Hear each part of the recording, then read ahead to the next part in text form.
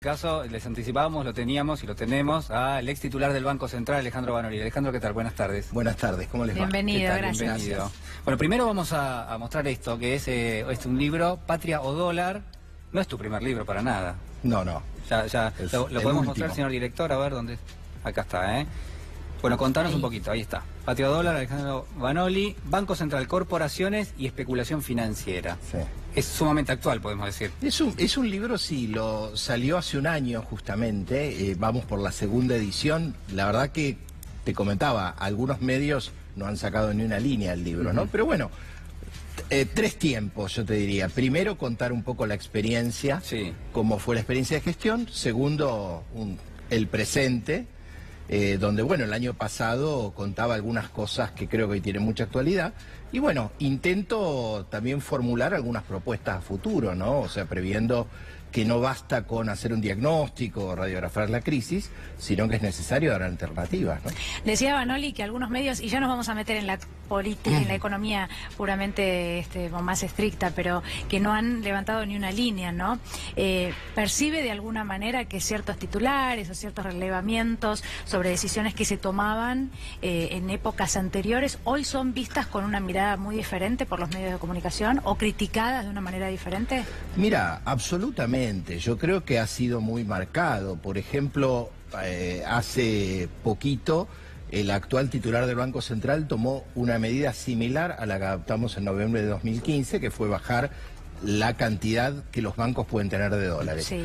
En ese momento hubo títulos catástrofe, van a manotear los dólares del público, que no era así, y ahora, bueno, es medida técnica para contener el dólar. Creo que hay un doble estándar muy marcado en algunos medios, muy crítico en esos momentos, en contextos del 2014 y 2015, y bueno, creo que muy benignos en algún caso, porque creo que la propia sociedad hoy percibe que más allá de lo que le digan, hay una situación en la economía real y cotidiana muy compleja. ¿Qué pasa con el dólar futuro, Alejandro? En algún momento, cuando vos eras presidente del Banco Central, se utilizó y se lanzaron contratos a dólar futuro, bueno, incluso lo hemos discutido en algún momento también, a un valor que uno intuía que era relativamente ventajoso para aquel que, es una opinión personal, ¿no? Para aquel que tomase esos contratos en su momento, bueno, cuando en este caso el gobierno también volvió a utilizar lo que son los contratos de dólar futuro hace apenas algunos días nada más. Claro, bueno, en su momento lo hablamos, creo, en tu programa de la noche, ¿no? Judicializaron una herramienta de política económica. En ese momento nosotros entendimos que, y lo cuento en el libro, ¿no?, que no había que salir de las regulaciones de golpe, que una devaluación iba a ser muy costosa, y bueno, en esa línea la idea era fijar una tasa de interés.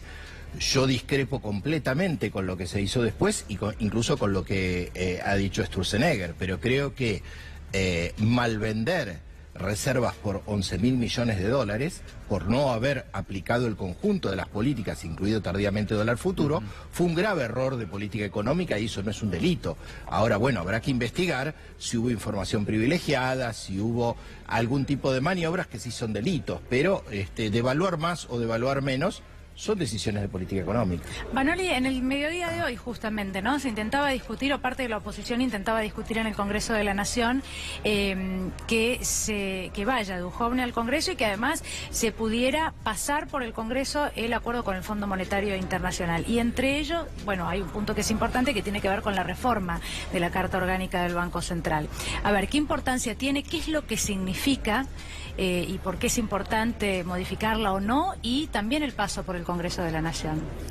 Bueno, el gobierno se basa en un artículo de la Ley de Administración Financiera que dice que la deuda con los organismos multilaterales no debe pasar por el Congreso, ¿no? Es una excepción a una situación más general donde el propio Congreso, y esto creo que hubo un déficit de la democracia en general, tiene una responsabilidad con el tema de la deuda que en general no ha tomado.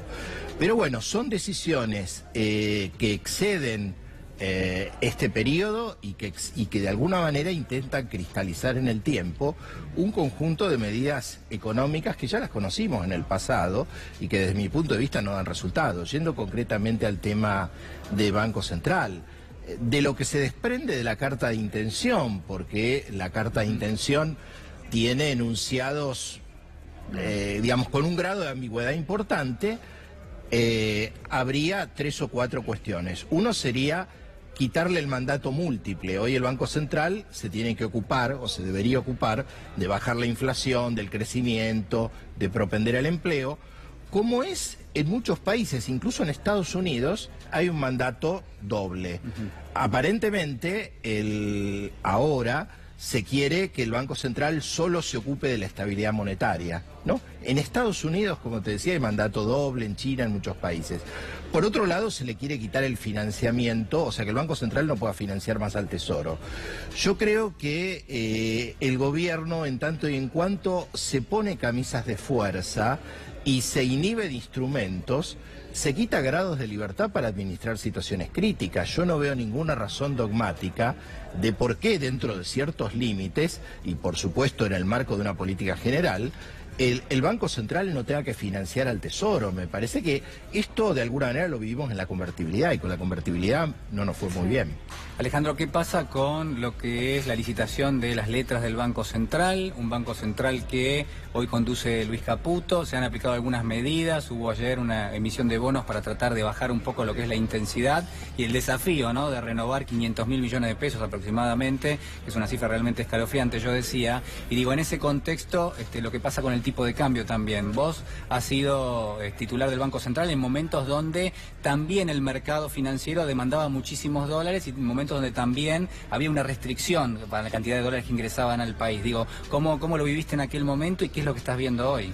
Bueno, en ese momento yo asumí el Banco Central con una brecha del 90% entre el dólar oficial y el dólar ilegal, y logramos bajar con distintos instrumentos la brecha muy fuertemente. Y después, como un poco cuento en el libro, ¿no?, en un poco lo que hubiera sido un gobierno de Scioli, había un plan por salir gradualmente de las regulaciones para evitar la devaluación y todo lo que eso pasó. Hace un mes, cuando me preguntaban por el supermartes anterior, yo decía que no creía que el Banco Central tuviera dificultades para renovar la licitación, pero me parece que lo que son preocupantes, y lo vuelvo a decir hoy, Julián, yo no creo que tenga mayores dificultades. Creo que el Banco Central ha tomado medidas para asegurarse que los bancos demanden, le sube los encajes, le bajó la posición en dólares, pero creo que las cuestiones de fondo determinan un poco el final de tu pregunta. Es decir, yo no veo en la economía real y en lo profundo de la economía argentina nada de fondo que haya cambiado para uno poder prever, fuera de lo que es el financiamiento con el FMI, que los desequilibrios profundos vayan a cambiar. En tiempos de Mundial, y para quitar un poco de solemnidad, yo decía, entramos al Mundial con un doble 5. Un 5 de déficit financiero y un 5 de déficit de cuenta corriente, ¿no? Y bueno, creo que estos son los dos grandes dramas que de alguna manera alimentan la dolarización de los actores en un contexto internacional, suba de tasas, que hoy no da margen para que la Argentina se vaya endeudando. Ahora el tema es, ¿cómo se reducen esos desequilibrios? Devaluando, endeudándonos. Creo que hay que volver a revertir algunas de las cuestiones de esta apertura importadora que generan déficit profundo en el balance de pagos, y por otro lado, desandar toda la desregulación financiera que posibilitó este atraso cambiario y este endeudamiento. Vanoli, dijo Melconian hace algunos días atrás que el dólar tenía que estar a 41.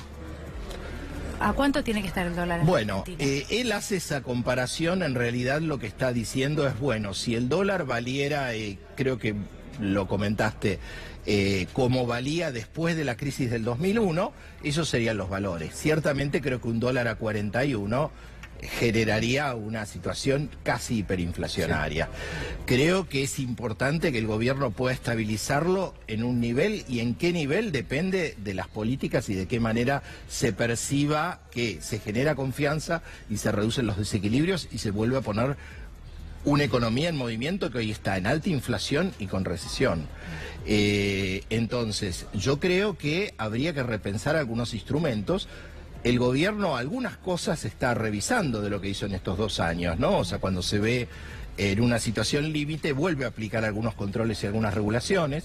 Yo creo que una de las cosas que habría que plantear, y se lo escuché a Felipe Solá, y vos lo entrevistabas, Sí. creo que la Argentina requiere tipos de cambio múltiples, no puede ser que el dólar para la comida sea lo mismo que para los viajes y para los consumos suntuarios, no puede ser el mismo dólar para insumos críticos en nuestra economía que para cuestiones superfluas, porque si el dólar se fuera a ese nivel, la pérdida de salario real, la inflación sería muy galopante. Entonces creo que hay que pensar en instrumentos que permitan desvincular los precios externos de los precios internos para evitar peores consecuencias para la economía y para la gente. Bueno, nos vamos momentáneamente.